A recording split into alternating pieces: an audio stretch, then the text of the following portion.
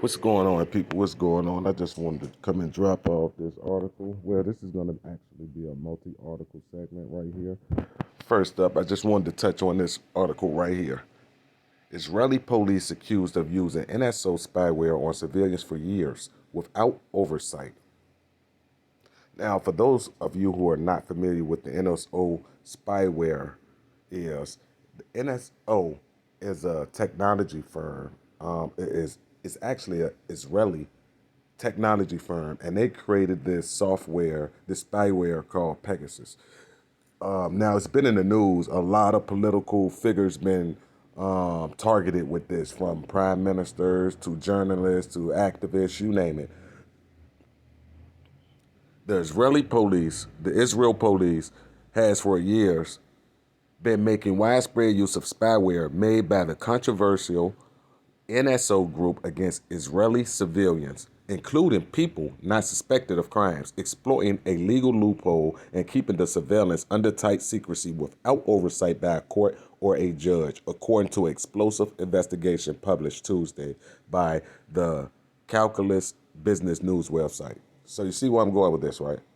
The spyware, this this police state that we're living in, where Big Brother is watching any and everything.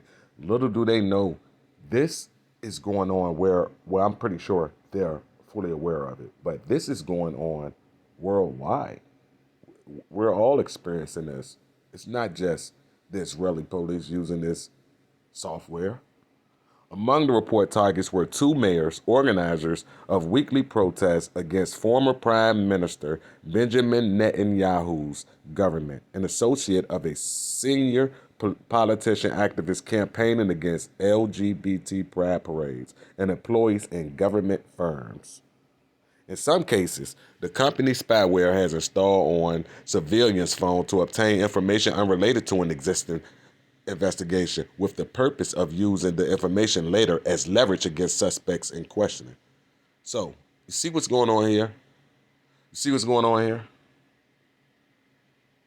This is just ridiculous. They saying that this is because that they're allowed to do this because of a legal loophole. But if you know that it's wrong and unmorally ethical, then why would you engage in it? It's simple. In other cases, police, okay, I read that. Intelligence assets. The Israeli company's flagship spyware, Pegasus, is considered one of the most powerful cyber surveillance tools available on the market, giving operators the ability to effectively take full control of a target's phone, download all data from the device, or activate its camera or microphone without the user's knowing. So you see what's going on here. The company has been involved in countless scandals in recent years and has faced a torrent of international criticism over allegations it helps governments, including dictatorships and authoritarian regimes, spy on dissidents, people. You know what dissidents is? That's us. We are the dissidents. Why is this word so prevalent in the news? Why is this allowed to happen? They fully aware of what a dissident is. Basically a divergent, people who's not willing to conform, people who question the government. They already fully aware of that it's a full-out attack and assault on people like us. They know this. And they develop these methods and techniques solely for people like us. I'm 100% convinced. The company has been involved, read that. In November, the U.S. Department of Commerce blacklisted NSO Group, adding it to the list of foreign companies that engage in malicious cyber activities. NSO insists its products is meant only to assist countries in fighting crime and terrorism. They go to terrorism. Once they label anything terrorism, you do know that it's now a national security problem. So, under the guise of them labeling anything as terroristic activities, or this person as a terrorist or suspected terrorist, as long as they include the word terrorist,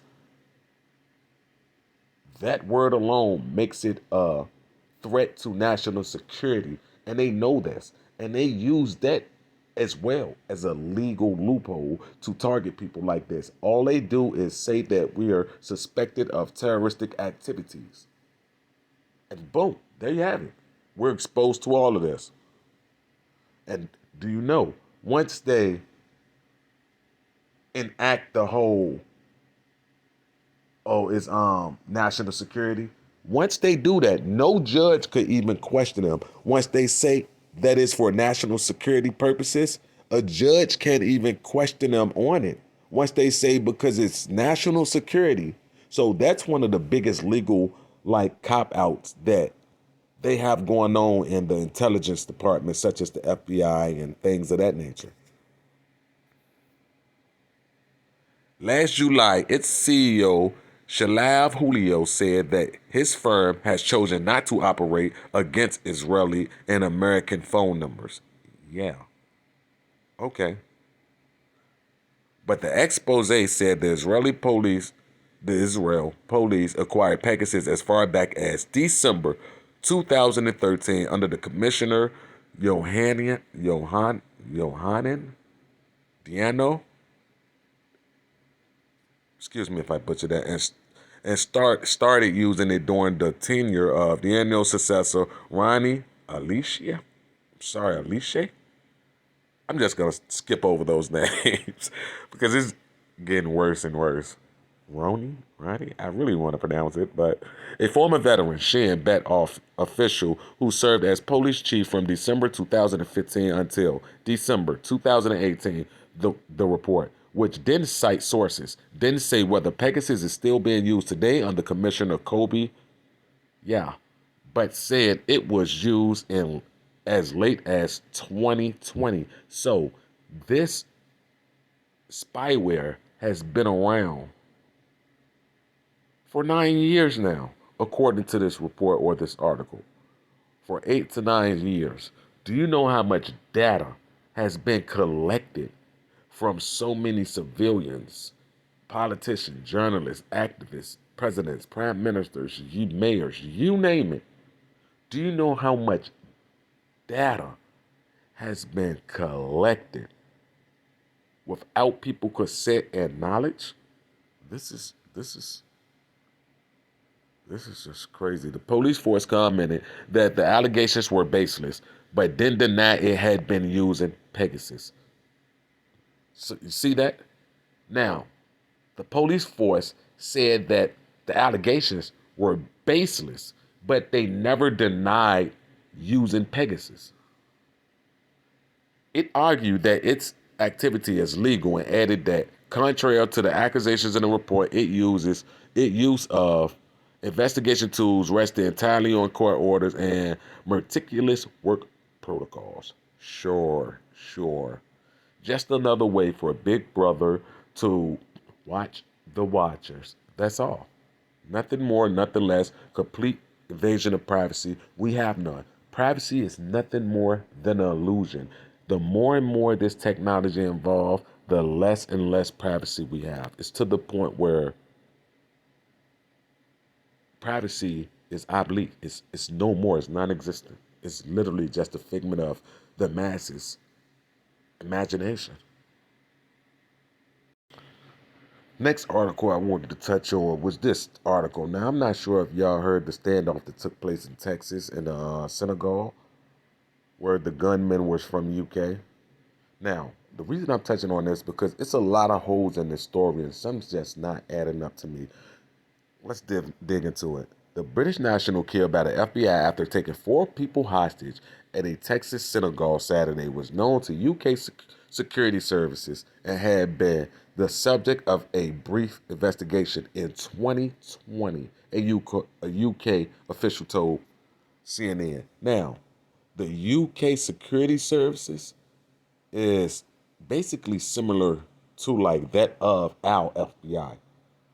Now, where this get interested in, when you're put on a radar such as that and they're saying you're being investigated for terroristic acts, you don't come from under investigation. Trust me. I know it. I'm going through it right now. This whole fake Pfizer court BS. Trust me, this is not how it works. So these people have been watching him since they said probably before, but it's noted that he was under investigation. A brief. They try to say that it was brief. They love to play around with these words so that by them inserting the word brief, they let you know that yeah, it was just a quick investigation. It was over. No, that's not how it works when it comes to suspected terrorists. The investigation against Malik Akram was closed when investigators considered him to no longer be a threat, the official said. U.S. authorities say Akram, 44, entered Congregation Beth Israel in Coyville, Texas, and produced a firearm during its Sabbath service on Saturday morning, kicking off an 11-hour standoff. 11 hour. Okay, 44. 11 hours. Okay. With local, state, and federal authorities. One hostage was released unarmed. The other three escaped, and the FBI team killed Akram. The incident once again has put Jewish communities across the United States on edge. Attacks on Jewish people have been on the rise. The Anti-Defamation League warns. I'm not going to touch on too much of this Jewish talk, but I mean, if you know, then you know. The role that Jewish people play in society with the whole Palestine and moving right along. I'm not going to touch too much. I hate for this to be flagged as, you know, hate speech or me being anti-Semitic, whatever the heck that's supposed to mean. Anyway, digging back into this article now, what I found interesting about this article, which I read many articles from different outlets and things of this nature, just to give you a quick glimpse. Now, the FBI investigation Saturday incident as a terrorism-related matter in which the Jewish community was targeted. Agency said investigating motivated by desire to see the release. Okay, they said the agency has said investigators believe Akram was motivated by a desire to see the release of a convicted terrorist who is serving an 86-year federal prison sentence in Fort Worth, Texas, they said. Now, what's interesting about this story, right? His brother saying that he was suffering from mental illnesses, and everybody know that he suffered from mental illnesses. We know how they like to toss up mental illnesses. It's so easy to label people this. My thing here is this. A guy who they say was suffered from extreme mental illnesses was coherent enough to travel from the UK all the way to Texas, buy a firearm off the streets of Texas, hold these group of individuals hostage. He released the first hostage, according to all the reports from this. Other three escaped from one of the rabbis actually throwing a chair at him, and they saw their opportunity and left. Police then entered and killed him after they said that he pointed the gun. Of course, we all know how that goes. Now, but what's very interesting is look, Akram had arrived in the U.S. via a flight to New York in late December and was not on any U.S. government watch list. A U.S. law enforcement source told CNN he arrived in the U.S. legally and cleared vetting before his arrival, a separate U.S. federal law enforcement said. Two teenagers were arrested in South Manchester, England, in connection with the Texas incident and were awaiting questioning. UK counterterrorism police for Greater Manchester said Sunday. Akram hailed from Blackburn, an industrial city of 121,000, just northwest of Manchester, British authorities say. Between January 6th and 13th, Akram spent 3 nights at Union Gospel Mission Dallas, a homeless shelter, according to shelter CEO Bruce Butler. We were a way station for him. He said he had a plan. He was very quiet. He was in and out. Akram left mission for the last time Thursday, according to their records. Akram's brother said the family is absolutely devastated by his actions and they apologize wholeheartedly to all the victims. He wrote in a statement on Facebook, adding the family was in contact with the police during the incident. Akram suffered from mental health issues. The statement said without elaborating. Okay, on these mental issues. So just pay attention now to how they word these things and the context of the language that they're using. Why didn't they elaborate on his mental background? They love to use the whole mental health issue because I would love to hear it first and foremost. At a healing service Monday night at a United Methodist Church, the rabbi who was among four taken hostages described his emotions about his escape with a quavering voice. I'm so grateful. Saturday's attack on the man, much worse. Blah, blah, the trainer. Now, I really, this is what really raised the red flag to me. Saturday's attack could have been so much worse, and I am overflowing, truly overflowing with gratitude. Citron Walker said Monday. Members of congregation who were held hostage credited security courses. Now, notice there was four people originally taken hostage.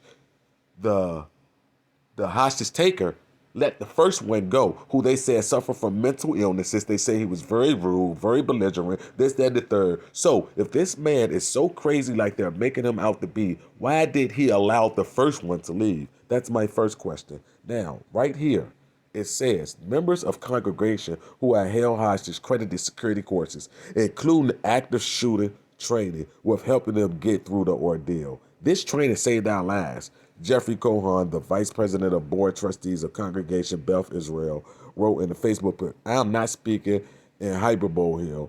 It saved our lives. Now, these people, look, listen.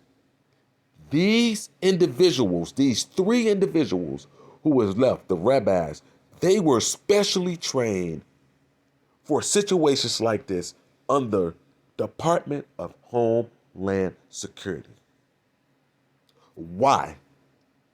Why were they prepared for this situation? Why? So it just so happened there were four individuals, this crazy man who wanted to do so much harm, flew all the way from the UK to New York to Texas to buy a gun to take these people hostage in the synagogue. Then he let the very first person go. The remainder three are specially trained in active shooting situations, such as this. Okay. These are the questions I want to know. And why did his brother elaborate more on his mental illness background and what they said? And why was he under investigation by the UK security services and a brief, as they stated, a brief investigation when that's not how terroristic investigations go? When you're a suspected terrorist, and this is from experience, you're under 24-hour surveillance. That's point blank, period.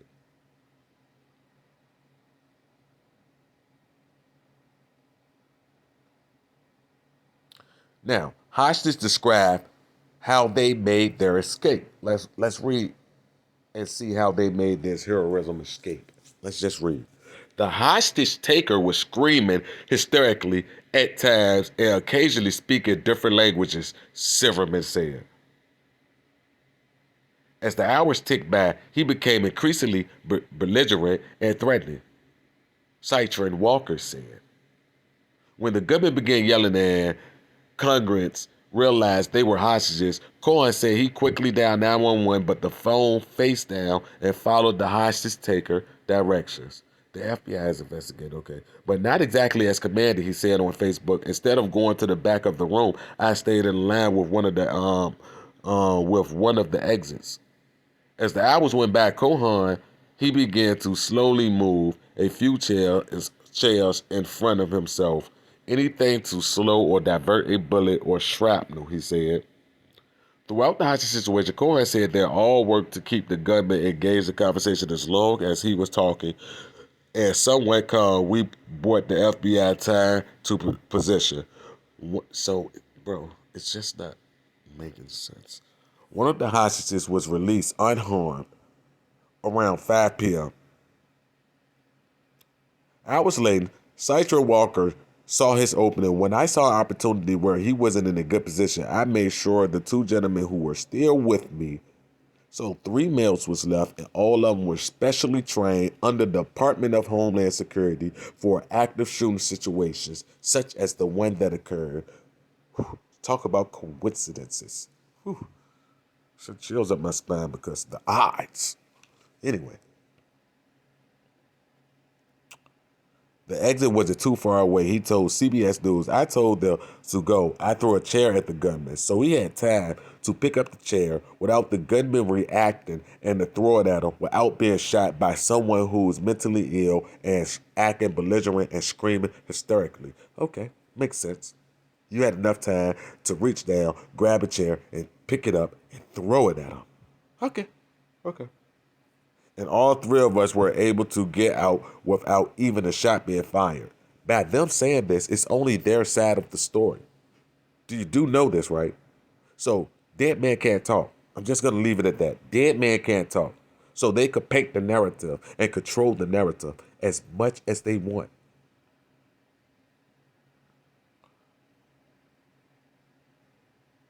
He wanted this woman released and he wanted to talk to her. He said point blank, he chose this synagogue because Jews control the world.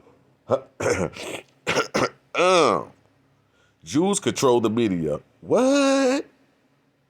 Who would ever thought that? Could Jews control the banks? No, they don't. That is, I'm pretty sure this guy is just a conspiracy theorist, or was. I want to talk to the chief rabbi of the United States. Goran told CNN on Monday. I wish I had a magic wand.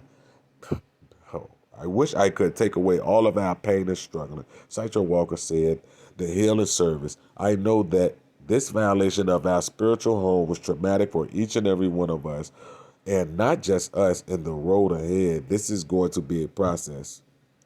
Top officials from the Bureau of the Department of Homeland Security warned in a letter Monday that faith-based communities have and will likely continue to be targets of violence by both domestic violence and extremists and those inspired by foreign terrorists. They protect the Jews at all costs. It seems like where, you know what? I'm not going to touch on that. Online forums linked to domestic violent extremists have referred Jewish targets tied to to conspiracies theories about COVID, the outcome of the 2020 election, and even the Taliban taking over Afghanistan, resettlement of Afghans to the United States, according to a letter detained. It is very weird how all of a sudden all of the active shooters they link to conspiracy theorists. And nothing's fishy about that. Okay.